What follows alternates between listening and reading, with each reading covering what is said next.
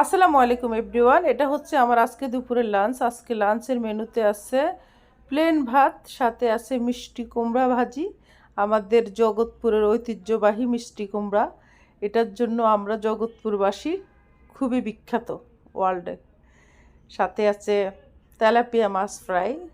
তবে আজকের রেসিপি রান্না করেছে আমার বড় মেয়ে ফ্লাভিয়া। ওই তেলাপিয়া মাছ ফ্রাই করেছে, ওই ভাত রান্না করেছে, ওই মিষ্টি কুমড়া ভাজি করেছে। অ্যাকচুয়ালি আমার শরীরটা ভীষণ ভীষণ ভীষণ খারাপ, তা আমার পক্ষে কোনোভাবে লাঞ্চ রেডি করা পসিবল হয়নি। আমার মেয়ে নিজের থেকে রান্না করেছে, তাকে রান্না করতেও আমি বলিনি।